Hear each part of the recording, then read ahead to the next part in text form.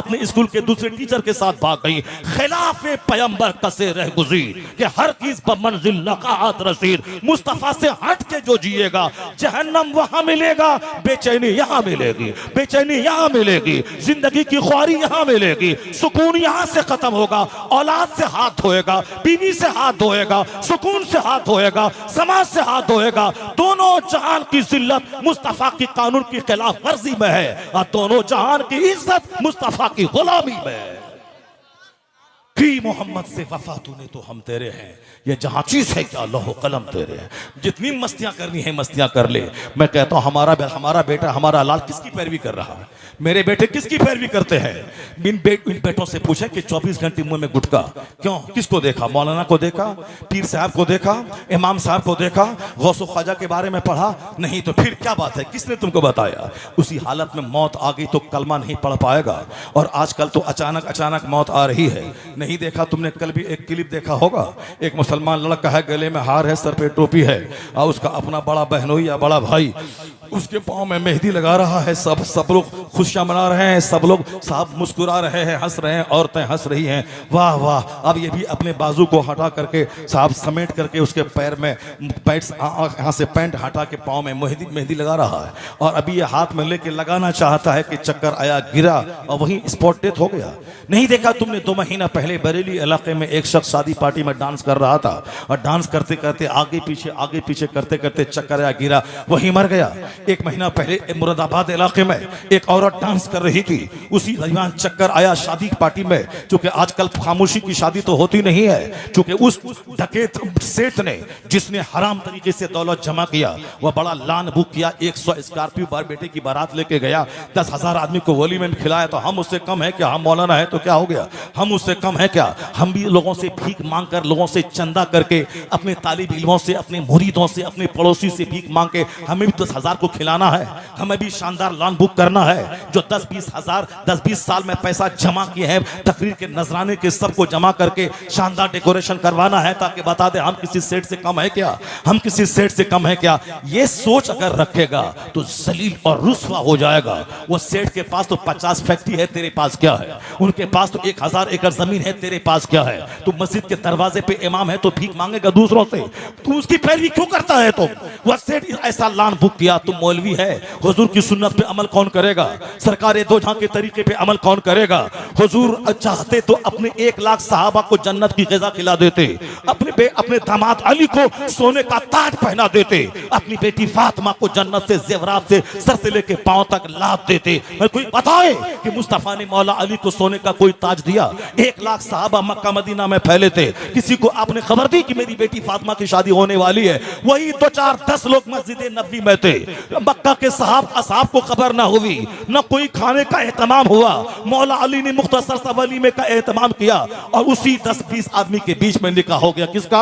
उस फातिमा का जिससे बड़ी कोई नहीं, उस अली का जिससे बड़ा कोई नहीं, उस मुस्तफा की बेटी का जिस मुस्तफा से बड़ा कोई नहीं। जन्नत तो सारी कायनात के मालिक को मुख्तार है मुस्तफा, मगर उन्होंने कयामत तक के अपने गुलामों को मैसेज दिया कि मेरे गुलामों, अगर मैं चाहता तो ऐसा कर देता, मेरा रब मेरी ख्वाहिश पूरी कर देता। जन्नत से हूरो गिलमान, जन्नत से गिलमान आ जाते और सबके हाथ में थाल होता, सारे सहाबा खा लेते, मौला अली के सर पे ताज हो जाता। लेकिन मेरे गुलाम क्या करते? गुलाम तो कहते हुजूर की सुन्नत है दामाद को सोने का ताज देना। पैसा नहीं होता तो क्या करता? वो नमाजों के बाद मस्जिद के दरवाजे पे भीख मांगता और लोगों को फोन करता, मेरी बेटी की शादी है, सोने का ताज देना सुन्नत है, हुजूर ने अपने दामाद को दिया है, मुझको भी देना है, मेरे पास पैसे कम पड़े हैं, 2-4-10 लाख रुपए कर्ज दे दे। फिर क्या हाल होता? दुनिया में आग लगती, लोग मस्जिद दरवाजे भीख मांगते और भीख में नहीं मिलती तो खुद जहर खा के मर जाते। अपनी बेटी को ही पैदा ना करते कि बेटी पैदा होने का मतलब दामाद को सोने का ताज देना, फिर दुनिया सड़ जाती। मगर मुस्तफा ने वो इख्तियारात की मौजूदगी में सादगी का कदम उठाया और क़यामत तक के गुलामों को पैगाम दिया। मुश्किलात में जब जीने का हुनर रास्ता समझ में नहीं आए, अपने नबी को देख लेना, जीने का हौसला मिल जाएगा। बेटी की शादी कैसे करें? अपने पैगंबर की बेटी की शादी देख लेना, उसी तरह शादी करने का मजाज पैदा हो जाए। कौन है जो सरकार की सुन्नतों पे अमल करे? यहाँ तो खुद मैंने मुसीबतें मोल ली है, खुद मैंने अपने पाँव में कुल्हाड़ी मारी है, खुद मैंने अपनी जिंदगी को तल्ख और कड़वा किया है। सरकार दो जहां से हट के जीने में सिवाय रुसवाई के कुछ नहीं मिलेगा। हुजूर ने खोल खोल कर अपनी जिंदगी में प्रैक्टिकल के साथ सबको बता दिया कि जीने का तरीका क्या होता है। सिर्फ जोश में जज्बात में आकर के नहीं, जो होगा देखा जाएगा, जहन्नम ही में जलेंगे जलेंगे, अभी डीजे बजेगा चलेगा, जनाजा जा रहा है कि लाश जा के बारात जा रही है। यानी सिर्फ काफिरों की पैरवी, मुशरिकों की पैरवी, फिल्म के हीरो की पैरवी। मैं उन बच्चों से पूछना चाहता हूं जिन बच्चों की जिन लोगों की नकल करके तुम चारों तरफ से बाल मूंड के एक अलग हेयर स्टाइल में रहता है, किसकी तुमने पैरवी की? जवाब होगा फिल्म के स्टार की। ये जो फटा हुआ पैंट पहले ही दिन से ब्रांडेड कंपनी का खरीद के तुम पहनते हो और हमारी बेटियां पहनती हैं, उससे पूछा जाए किसकी नकल कर रही हैं आप? किसने पहना, किसने पहनने के लिए ऐसा कहा? जवाब होगा फिल्म के हीरोज, फिल्म के हीरोइंस। अब हाथ में सोने का चैन पहना, क्या मौलाना पहना? कोई पीर साहब पहने? गले में सोने के चैन कोई पीर साहब पहना? नहीं पहना। फिर आप क्यों पहन रहे हैं? किसी ने कहा कि पहनने से बीमारी दूर होगी, किसी पहनने से जिंदगी में सच्ची खुशी आ जाएगी? नहीं। तो फिर क्या, पैसा चंद हुआ तो बस सोने की अंगूठी पहनने लगे, सोने का चैन पहनने लगे? क्यों साहब ऐसा क्यों करते हैं? तो फिल्म का हीरो, फिल्म के एक्ट्रेस ने ऐसा किया है। तो जिसकी पैरवी करके आप जिंदगी में इंजॉय करना चाहते हैं, लज्जत लेना चाहते हैं, कभी आपने करीब से देखा है उनकी जिंदगी में कितना दर्द है, उसकी जिंदगी में कितना कर्ब है? नहीं सुना? सुशांत सिंह राजपूत जैसा खूबसूरत हीरो वो कोरोना काल में फांसी के फंदे पे लटक गया। नहीं सुना आपने? उसी के 5 दिन के बाद एक जबरदस्त खूबसूरत हीरोइन जो एक एक फिल्म में सिग्नेचर करके 10-10 करोड़ रुपए कमाती थी, जिसकी पैरवी करके मेरी बेटियां चुस्त जींस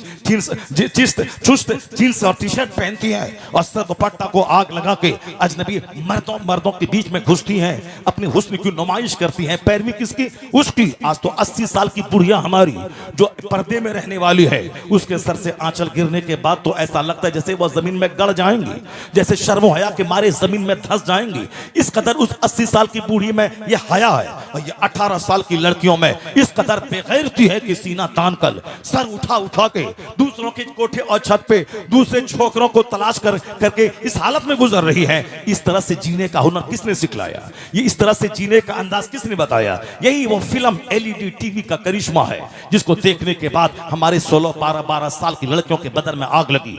हाथ में घर में रिमोट है, घर में टेलीविजन है, और घर में गज़ा है, और फिर घर में हराम कमाई है, तो आग तो लगेगी। मुसलमान नहीं मिला तो काफिर के साथ तो भागेगी। वहां तो 50 साल की खवातीन बगैर शौहर की जिंदा है, सब ना चेहरा खुला, ना अजनबी मर्दों के सामने सर के बाल खुले।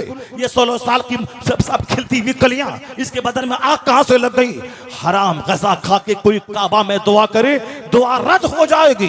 और हलाल खा के कोई हज ना कर सका, मोहल्ले की मस्जिद में दुआ करे, जो दुआ हराम खा के काबा में कबूल ना होगी, वो मोहल्ले की मस्जिद में कबूल हो जाएगी। हलाल में वो तासीर है। अपने बच्चों को हलाल खिलाइए, उसकी सोच में नरमी पैदा होगी, उसके दिल में नरमी पैदा होगी।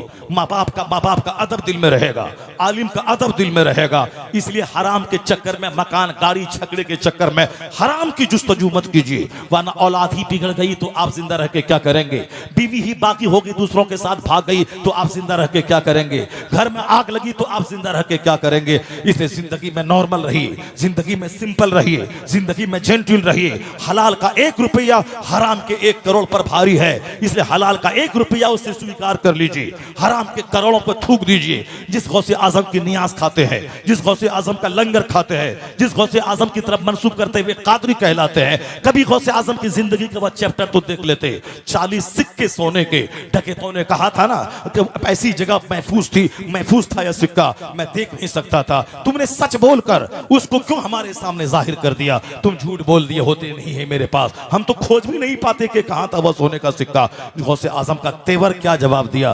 क्या हैसियत है इस 40 सिक्के की? और तुम कहता झूठ बोल देते तो माल बच जाता। गौसे आजम का तेवर उनको समझा रहा था, 40 सिक्के की हैसियत क्या है? 40 पहाड़ भी कोई दे दे मुझे, और बोले अब्दुल कादिर झूठ बोल, ये 40 पहाड़ सोने का तुझको दे दिया जाएगा। तो गौसे आजम का तेवर बता रहा था, उस 40 सोने के पहाड़ पे मैं थूक दूंगा, मगर अपनी जबान पे झूठ नहीं ला लाऊंगा, झूठ से अपनी जबान को मैं गंदा नहीं करूंगा। ये है फिक्र गौसे आजम, ये है फिक्र गौसे आजम। सिर्फ लंगर खाना और संदल चादर और गागर और गौसे आजम के मिशन और तरीके, उनकी तालीमात पे कोई अमल नहीं है। चादर भी हो, गौसे आजम के फरमान पे अमल भी हो, संदल का जुलूस भी निकले, गौसे आजम की तालीमात भी अंग अंग से झलके। यही तो मसले के आला हजरत है। जिसने बोला फातिहा मिलाद हराम है, वो भी